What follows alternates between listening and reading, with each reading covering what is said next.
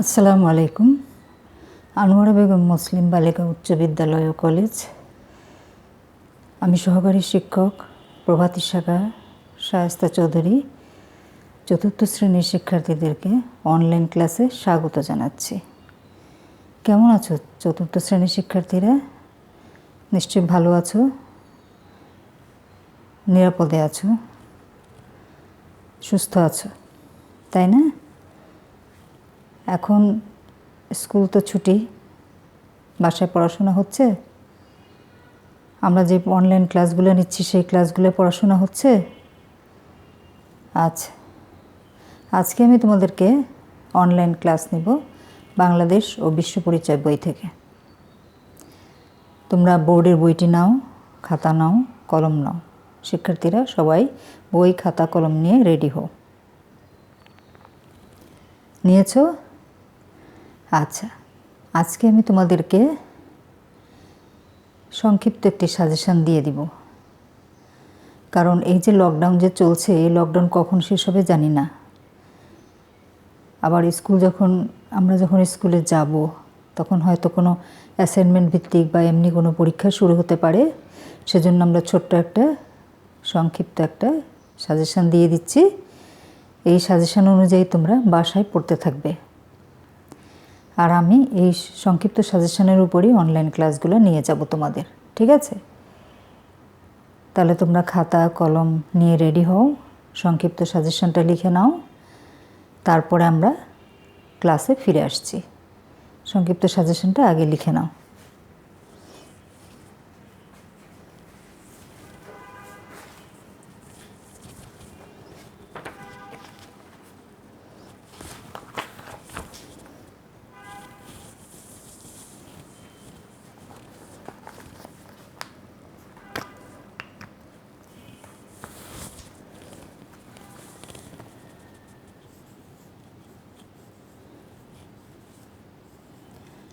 সংক্ষিপ্ত সাজেশনস।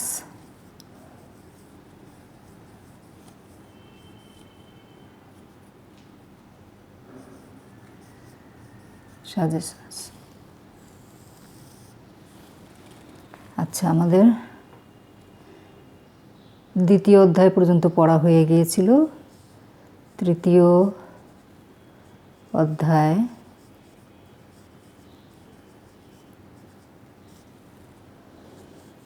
চতুর্থ অধ্যায় এবং পঞ্চম অধ্যায়, এই তিনটা অধ্যায় আমি তোমাদেরকে সংক্ষিপ্ত সাজেশানে দিয়ে দিলাম। এর মধ্যে কিন্তু অনেক পড়া আছে, তোমরা পড়বে এগুলো সব। তৃতীয় অধ্যায়ে আছে আমাদের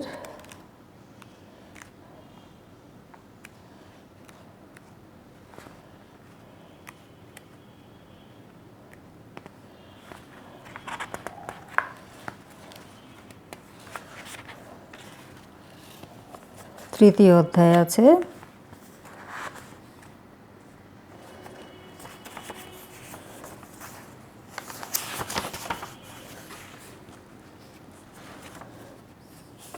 বাংলাদেশের ক্ষুদ্র নৃগোষ্ঠী।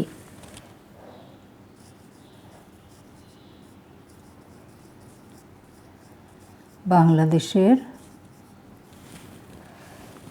ক্ষুদ্র নৃগোষ্ঠী।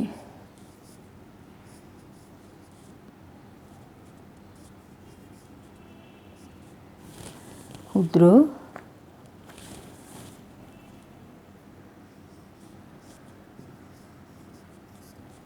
নৃগোষ্ঠী,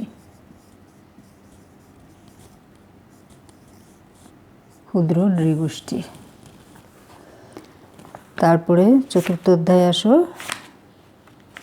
চতুর্থ অধ্যায় হলো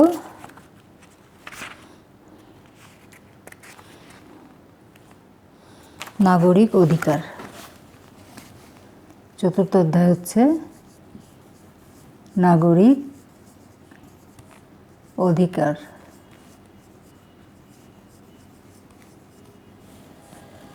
পঞ্চম অধ্যায় হচ্ছে মূল্যবোধ ও আচরণ।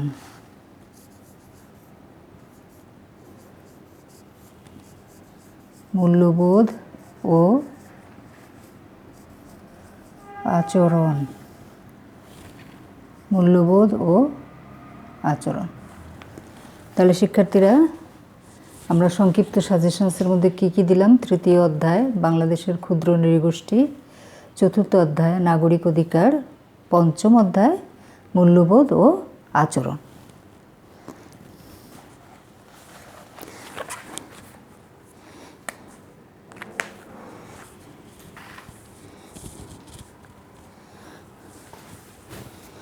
শিক্ষার্থীরা তোমরা খাতায় নিশ্চয়ই লিখে নিয়েছো। আমরা সংক্ষিপ্ত সাজেশন কি দিয়েছি? তৃতীয় অধ্যায়, চতুর্থ অধ্যায়, পঞ্চম অধ্যায়, 3টা অধ্যায় দিয়েছি। তৃতীয় অধ্যায় হলো বাংলাদেশ ক্ষুদ্র নৃগোষ্ঠী, চতুর্থ অধ্যায় হলো নাগরিক অধিকার, পঞ্চম অধ্যায় হচ্ছে মূল্যবোধ ও আচরণ। মূল্যবোধ,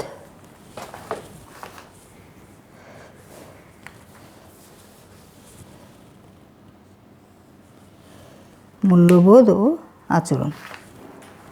আচ্ছা, লিখে নিয়েছো? এই 3টার অধ্যায় তোমরা বাড়িতে পড়বে, আমি অনলাইন ক্লাসেও নিব, পড়ে রেডি রাখবে। পরে যখন বিদ্যালয়ে আমরা যাব, স্কুলে আমরা যাব, তখন যদি কোনো পরীক্ষা হয় তাহলে এই 3টা অধ্যায়ের উপরেই হবে। ঠিক আছে? আচ্ছা, এবার আমরা মূল পড়ায় চলে যাচ্ছি।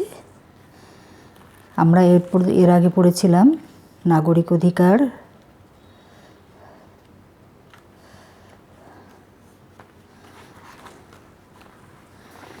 এর আগে আমরা নাগরিক অধিকার পড়েছিলাম। এর মধ্যে পড়েছিলাম কি কি? সামাজিক অধিকার পড়েছি, রাজনৈতিক অধিকার পড়েছি। আজকে আমরা পড়ব অর্থনৈতিক অধিকার। আজকে আমরা কি পড়ব? অর্থনৈতিক অধিকার।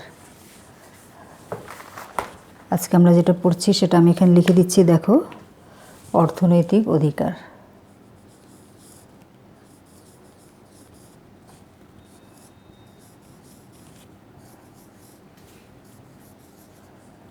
অর্থনৈতিক অধিকার।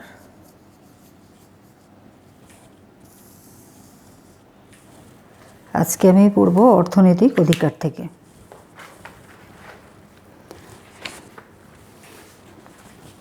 তোমরা বইটা খুলেছ, বইটা 22 পৃষ্ঠা খুলো। 22 পৃষ্ঠার মধ্যে দেখো অর্থনৈতিক অধিকার আছে। আমি পড়ছি, মন দিয়ে শোনো। অর্থনৈতিক অধিকার, জীবন ধারণের জন্য কোনো কাজ করে আয় রোজগার করার অধিকারকে অর্থনৈতিক অধিকার বলে। শিক্ষার্থীরা, তাহলে আমরা কি শুনলাম? জীবন ধারণের জন্য কোনো কাজ করে আয় রোজগার করার অধিকারকে অর্থনৈতিক অধিকার বলে। সুষ্ঠুভাবে জীবিকা নির্বাহের জন্য এই অধিকারগুলো প্রয়োজন। নিচে কয়েকটি গুরুত্বপূর্ণ অর্থনৈতিক অধিকার সম্পর্কে আমরা এখন জানব। আয় রোজগার করার অধিকার, সকল নাগরিকের স্বাধীনভাবে চাকরি বা ব্যবসা বা অন্য কাজ করে আয় রোজগারের অধিকার আছে। চাকরি ব্যবসা এগুলো না করলে টাকা পয়সা আসবে কোত্থেকে, এগুলো বুঝো না? এটি হলো অর্থনৈতিক অধিকার। অর্থ উপার্জন করার জন্য যে যে কাজ করে মানুষ, সেটাকে বলে অর্থনৈতিক অধিকার। ন্যায্য মজুরি লাভের অধিকার, যে কোনো কাজ করে সবার ন্যায্য মজুরি লাভের অধিকার আছে। সম্পত্তির অধিকার, প্রত্যেক নাগরিকের সম্পত্তি অর্জন ও ভোগ করার অধিকার আছে। অবকাশ ছুটি লাভের অধিকার, যে যেখানেই কাজ করুক সবারই কর্মক্ষেত্রে অবকাশ ছুটি পাওয়ার অধিকার আছে। তাহলে আমরা অর্থনৈতিক অধিকারগুলি কী কী শুনলাম? আয় রোজগার করার অধিকার, ন্যায্য মজুরি লাভের অধিকার, সম্পত্তির অধিকার, অবকাশ ছুটি লাভের অধিকার। এবার চলে আসো 23 পৃষ্ঠায়। 23 পৃষ্ঠায় দেখো, আমাদের এখানে প্রশ্ন আছে, কাজ করা প্রয়োজন কেন? কেন কাজ করতে হয়? ন্যায্য মজুরি বলতে কি বোঝায়? কাজের মাঝে অবকাশ ছুটি লাভের প্রয়োজনীয়তা কি? আমরা এখনই জানলাম যে অর্থনৈতিক অধিকারের মধ্যে কি আছে?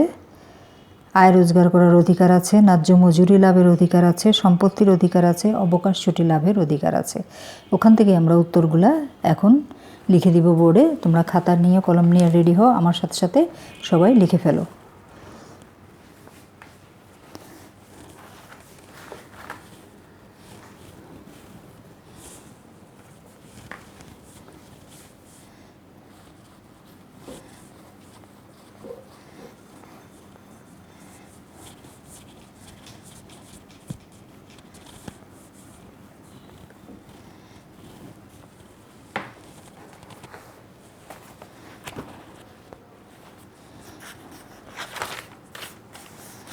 প্রথমে প্রশ্নটা লেখো, কাজ করা প্রয়োজন কেন?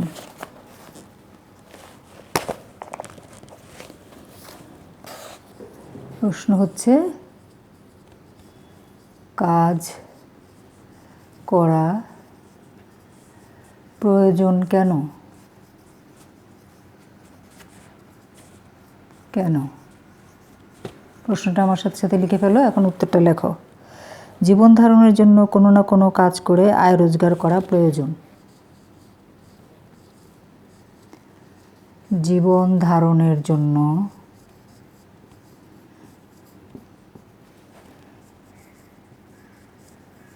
কোনো না কোনো কাজ করে কোনো না কোনো কাজ করে কোনো না কোনো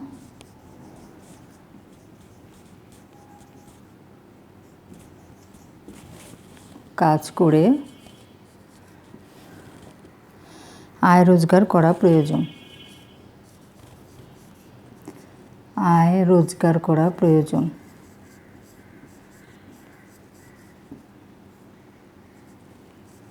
করা প্রয়োজন।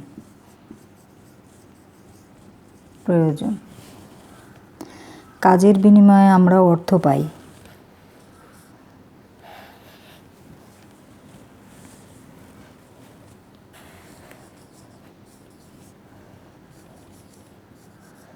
কাজের বিনিময়ে আমরা অর্থ পাই।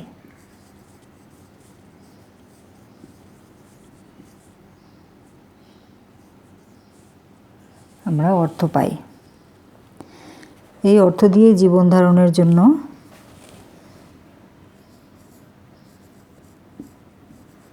এই অর্থ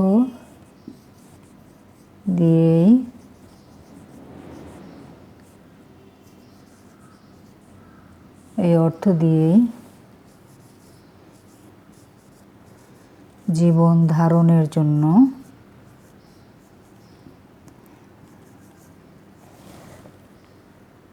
প্রয়োজনীয় সব কিছু ব্যবস্থা করা হয়।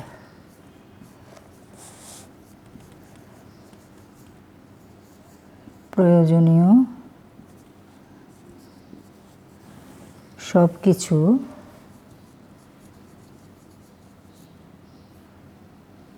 ব্যবস্থা করা হয়।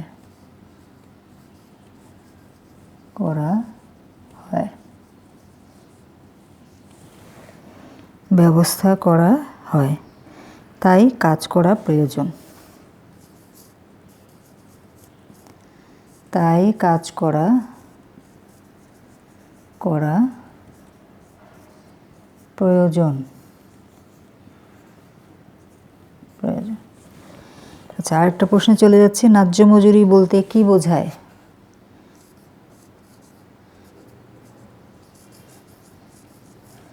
ন্যায্য মজুরি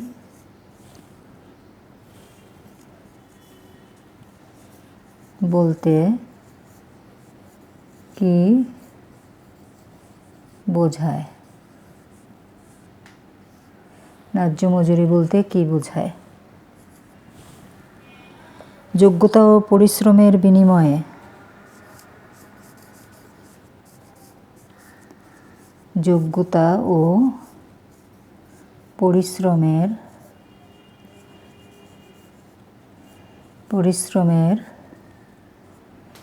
বিনিময়ে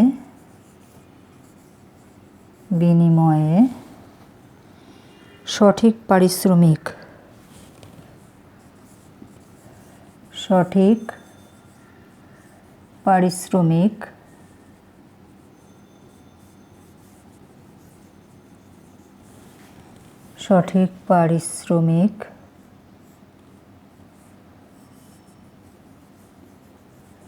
বা অর্থ উপার্জনকেই ন্যায্য মজুরি বলে। বা অর্থ উপার্জনকেই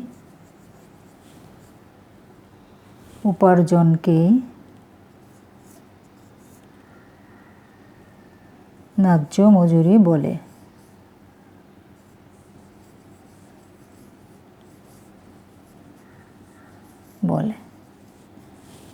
শিক্ষার্থীরা দেখো, আমরা দুটো প্রশ্নের উত্তর লিখে ফেলেছি।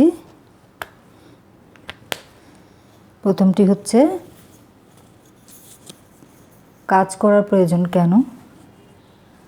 জীবন ধারণের জন্য কোনো না কোনো কাজ করে আয় রোজগার করা প্রয়োজন। আয় রোজগার করা প্রয়োজন।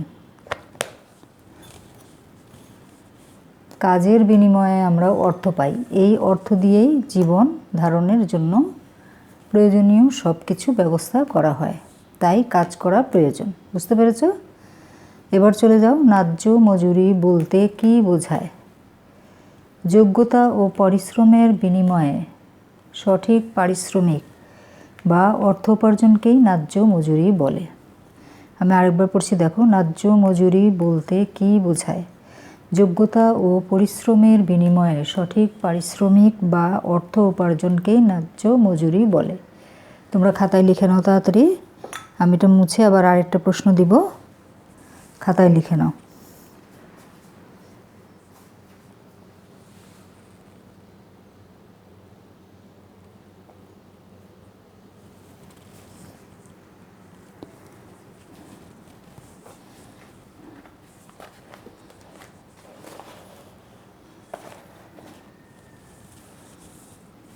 আচ্ছা, আমি মুছে দিচ্ছি।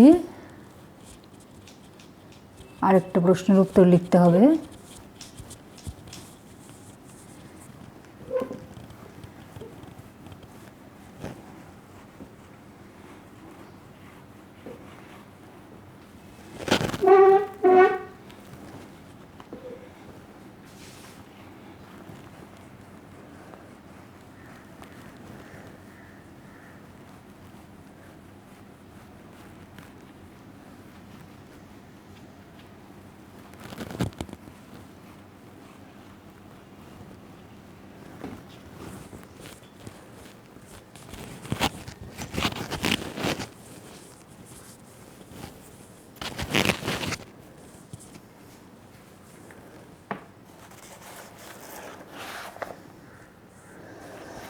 শিক্ষার্থীরা আরেকটা প্রশ্ন লেখো।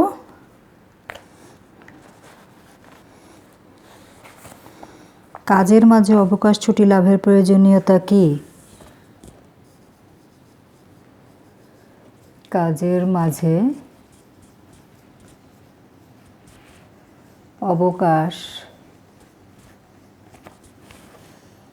ছুটি লাভের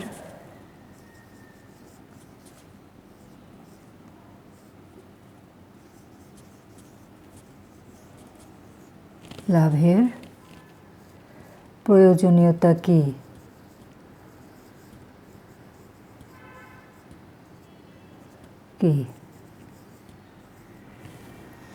আচ্ছা, এবার চলে যাও উত্তরে। একটানা কাজ করলে দেহ ও মনে আসে ক্লান্তি ও বিষণ্ণতা। একটানা কাজ করলে দেহ ও মনে আসে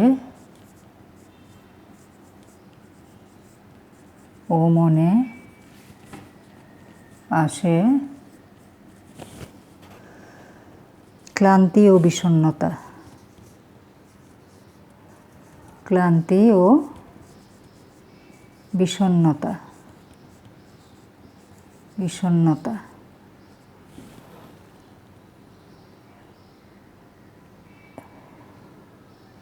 ক্লান্ত ও বিষণ্ণ মন নিয়ে কাজ করলে কাজে ভুল ত্রুটি হতে পারে।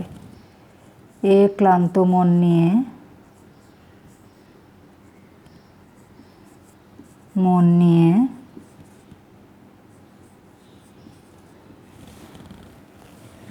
কাজ করলে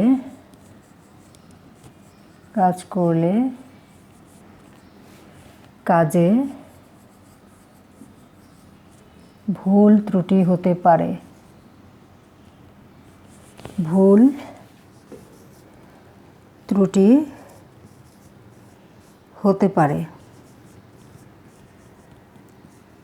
তোমরা নিজেরাই দেখো, একটানা তোমরা যদি 3-4টা ক্লাস করো তখন তোমাদের কাছে খারাপ লাগে না? সেই জন্যই বলেছে এটা, যে একটানা কাজ করলে কাজে ভুল ত্রুটি হতে পারে। আর অবকাশ লাভের মাধ্যমে দেহ সতেজ ও মন প্রফুল্ল হয়ে ওঠে। আর অবকাশ লাভের মাধ্যমে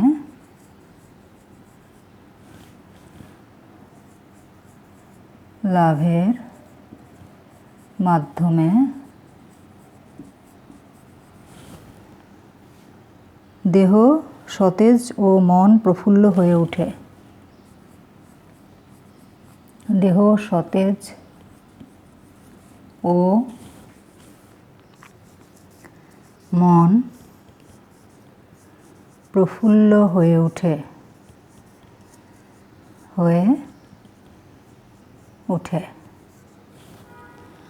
ফলে কাজ হয় গতিশীল ও ভুল ত্রুটি মুক্ত। ফলে কাজ হয় গতিশীল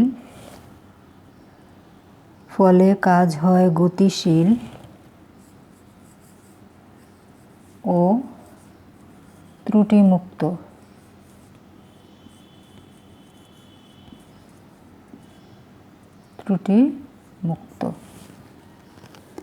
তাই কাজের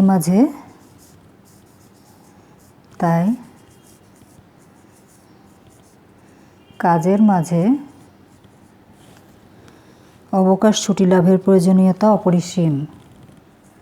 কাজের মাঝে অবকাশ ছুটি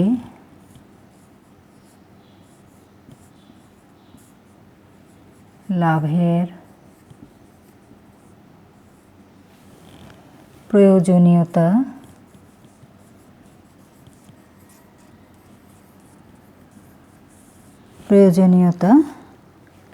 অপরিসীম।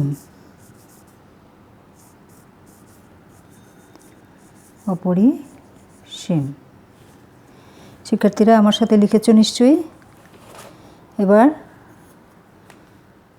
চলো আমরা দেখি কি লিখলাম। কাজের মাঝে অবকাশ ছুটি লাভের প্রয়োজনীয়তা কি? একটানা কাজ করলে দেহ ও মনে আসে ক্লান্তি ও বিষণ্ণতা। এই ক্লান্ত মন নিয়ে কাজ করলে কাজে ভুল ত্রুটি হতে পারে।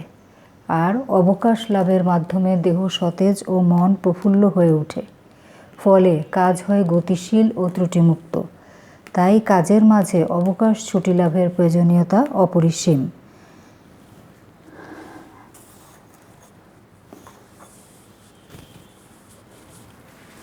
তোমরা লিখে নাও তাড়াতাড়ি খাতার মধ্যে তাড়াতাড়ি লিখে নাও।